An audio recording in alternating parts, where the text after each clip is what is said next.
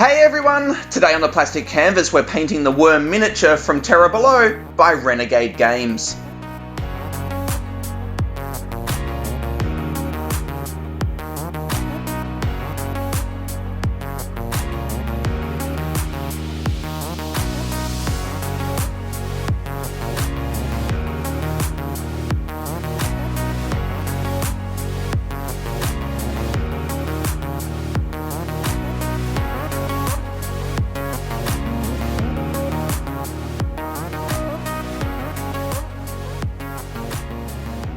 Hey everyone, Matt here from the Plastic Canvas and welcome to episode 2 of this very short Terra Below series. And today we are painting the one and only miniature that comes in this game, and that is the worm. Now this guy was a Kickstarter stretch goal, and it's a nice little table edition that doesn't actually affect the gameplay of the game because this guy just sits near the Terra section of the board, I think it's called, and just the first person to be eliminated from the game takes this as a marker. So it's not actually one that moves around the board, but it just sits there, adds a little bit to the theme. But yeah, something for the first player to be eliminated to be taken as just a marker so everyone knows who it is. So as you can see here, I'm using my airbrush to base coat the whole mini. And what I'm trying to do here is build on what I learnt from Belial, which is the latest video in the Arcadia Quest Inferno series. Because when I base coated him, I did the same thing as here. I did a zenithal prime, and then because his skin is red, I base coated the whole mini in red before then going on and painting different details. But that was the first time I'd really done that, just hitting a whole mini with the airbrush as a base coat. And what I noticed was that zenithal prime, because the airbrush goes on quite thin, that was coming through with the red of the skin. And so there was a nice gradient from the top of the mini, where it was brighter, through to the bottom of the mini where it was darker, and so that sort of helped a little bit with the highlighting and the shading. And so I've tried to use that again here. So that zenithal prime came through in the base coat. I'm not sure how well you can see it on the screen, but when I was there painting, definitely, like especially on the orange, the outer side of the worm, it was quite a bit brighter on top as it was compared to how it was more towards the base, where it got more towards a brownier orange. So it's the same tone, but just, yeah, that prime came through and it just helped a bit with creating the effect of light hitting the top, shadow down the bottom, and I just brought that form out a little bit more. So then when I actually go to do the highlighting and the shading, that kind of helps a little bit with that. Now, one thing with this guy that I wanted to avoid was just having it look quite flat and monotone, because it is predominantly just orange on the outside and then that sort of lighter brown, that more fleshy tone on its belly. I wanted to just create an extra little element, and so that's what I'm doing here with the blending of its like leg things, whatever they're called. So initially I started by doing a blend from brown at the tip through to orange so that it then matches the body, but that wasn't seen well enough from, if you're sitting back a little bit and thinking about this being painted for the table sitting in the middle of the board, everyone around the edge, that wouldn't be seen. So then I brought it out to going from black through to brown through to orange, and that can be seen much, much better. And so what this does is it just helps to break the just that single color up a little bit, adds an extra little element. Plus I think it also acts as a nice little way to differentiate the legs from the body. So the process I went through there, I did kind of 4 legs at a time, and so I put some brown down right at the tip, and painted that in a little bit sort of to the first or second join that's in the leg.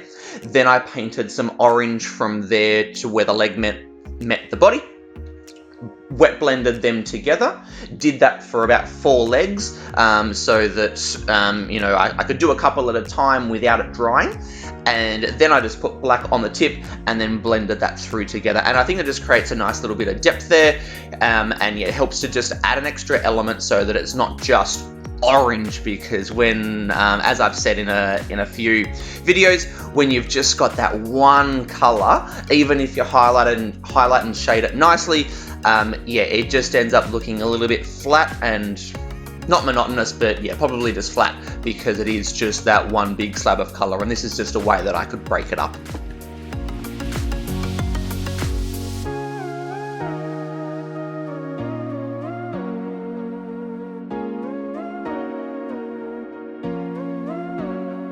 Here I'm putting the wash on inside the mouth. It's just a good little example of how important it is to know where different parts of your mini are going to end up in terms of the tones that you want, because when I painted the inside of the mouth, I painted it quite a bright red, like an over the top red for what the inside of the mouth would actually look like. But because I knew that I was going to be throwing that wash on there and it was going to be darkening it, rather than starting with the red that it was going to end up being, I wanted to start with a brighter red, because I knew that wash was going to go over the top and darken it. Now, the reason I went with a wash as opposed to just going with a darker red is because there's lots of teeth inside the mouth, and soon I'll get to painting them. And a thing that I've found when you've got lots of little textures or little raised bits, when you put the wash on, the wash will pull nicely around those little raised bits and create a darker line around it.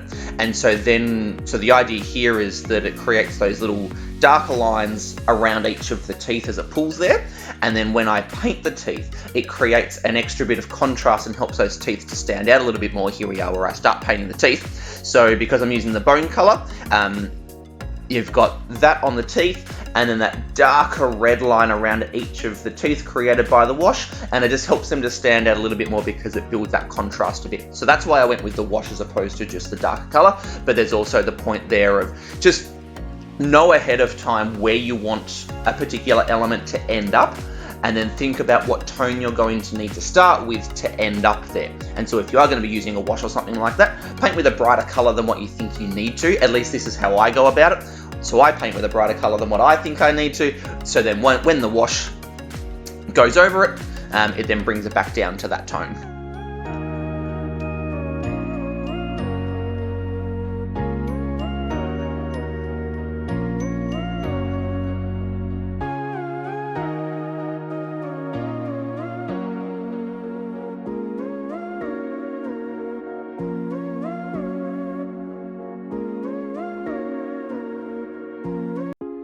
So just getting into the highlighting here on the outer part of the worm, and the process I'm going through here is very, very simple. So you saw the base coat that I used, and then I put the Seraphim Sepia wash over the top. The reason I went with that as opposed to Agrax Earthshade, which probably would have created more contrast, is just because I didn't want to knock the outer side too far away from orange towards brown, whereas the sepia wasn't going to do that quite so much.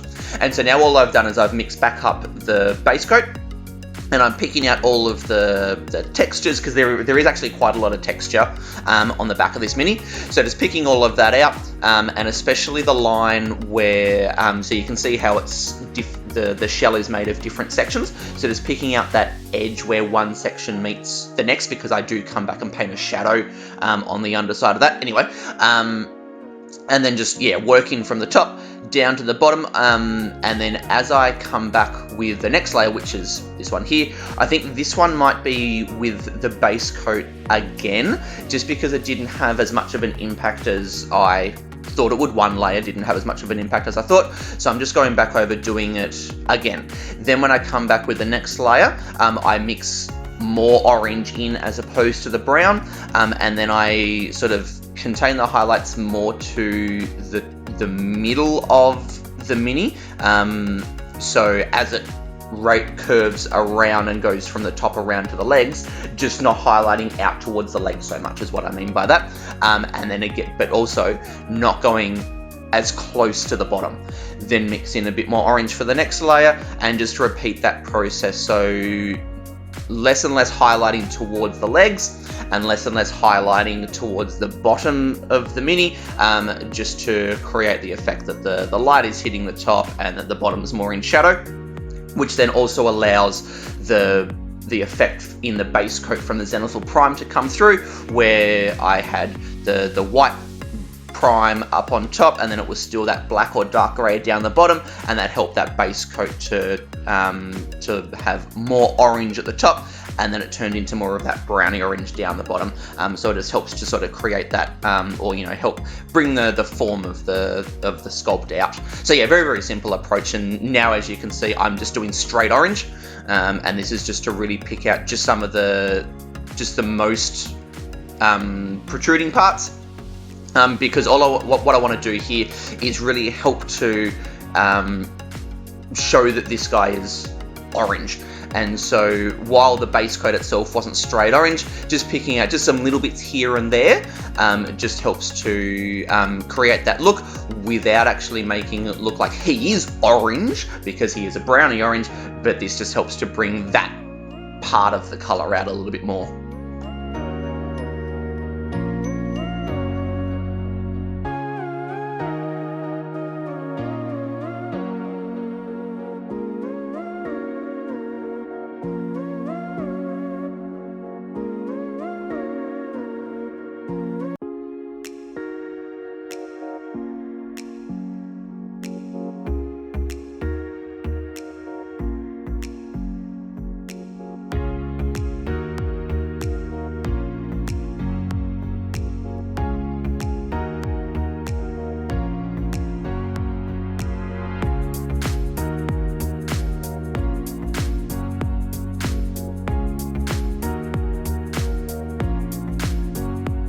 Alright, so very, very simple shading here because the textures are quite defined. I'm not trying to do any blending or anything like that. So yeah, as you can see, I've just taken the earth brown, which is the brown that I used with the orange for the base coat, mixed in a little bit of black just to darken it off, and then I've just gone around and just painted that edge where one part of the shell meets the next, just to bring that sort of part of the sculpt out a little bit more. And then just picking out just the sort of the bottom edge of each of the main bits of the texture on the shell, just to help lift them out a little bit, because I didn't end up with a big contrast between the those raised textured sections and when I was highlighting, and the parts of the body that I didn't highlight, so there wasn't too much of a difference between them. And so this just helps to bring them out a little bit. Also, what I'm doing here, as I sort of started to get more towards the bottom of the back of the Mini there were lots of nicks and things like that within the sculpt that had been taken out of the shell, and I liked how that looked, so I just added a few extras in of that weren't really there. So you can see I was painting just some little lines just to create some extra texture. So yeah, some of them were actual notches that were taken out of the sculpt, others were me just painting lines. But when I did those vertical lines to make it look like there were scrapes and nicks and things like that, I kept it on the underside of the lines that I had painted with the highlighting, to make it look like that yeah, there was a notch had been taken out, maybe it had been scraped itself on a rock or something like that, whatever. But then also the light was catching the edge of that nick or that notch that had been taken out. Because yeah, if it was just a dark brown line, it would have looked a little bit funny. Whereas yeah, having that highlighted edge on the top side of it made it look like it was actually a notch that had been taken out.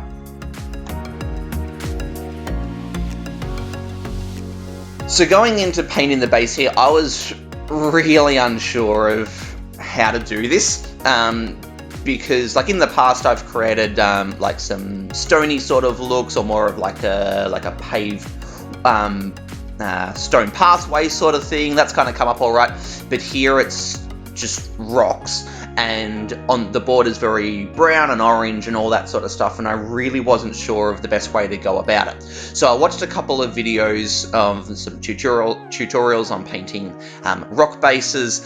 They didn't really quite match what I'm actually doing here close enough to be super helpful.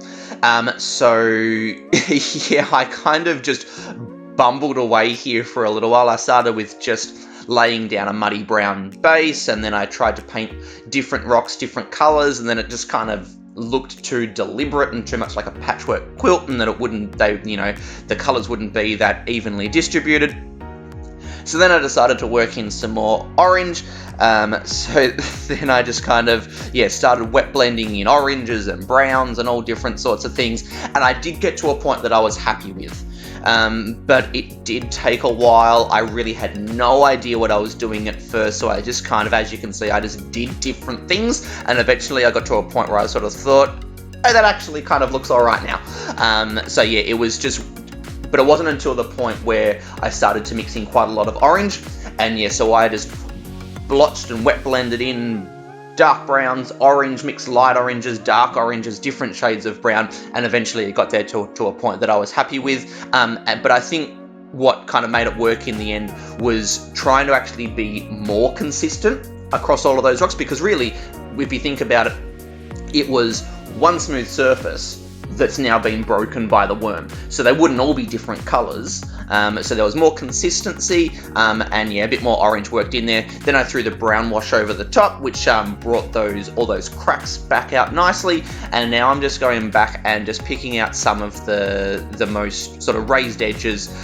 just to add an extra little tones, but also a bit of highlighting, and just to show all the different raised edges that are there. So in the end, I reckon the base is almost the part of this mini that I'm happiest with, but it was the bit that I went in the least sure about how I was going to do it. So yeah, I just fumbled along and I managed to get there.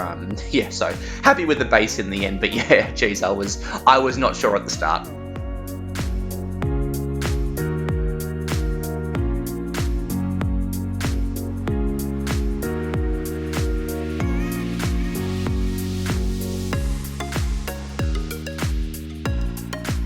Alright, so with these tufts going on to finish off the base, the worm is done. So thank you very, very much for spending some time watching me paint another mini. I really appreciate all of the time you guys put into watching these videos. And as I always say, I really hope you've gotten something out of this video, something that you can take away and use in your own painting, or just at the very least you've just enjoyed watching me paint. Please do leave a comment down below, something that you like about the video, something that you think can be improved so I can keep making these videos as good as possible. I do need your feedback for that. I have made quite a few changes, so I'd love to hear if you think they've been good changes or not. Hit the like and subscribe button if you want to keep up to date with all of my videos as they keep coming out. I'll obviously be moving on from Terra Below now onto other games. We have quite a few Kickstarters coming soon, so lots of different games will be painted. And please stop by the Facebook, Twitter, and Instagram accounts that I've set up for this channel if you haven't yet. I regularly post pictures along there of what I'm working on, so you know what's going to be coming up in the near future. So with all that being said, this is Matt from the Plastic Canvas signing out. Happy painting, everyone. Cheers.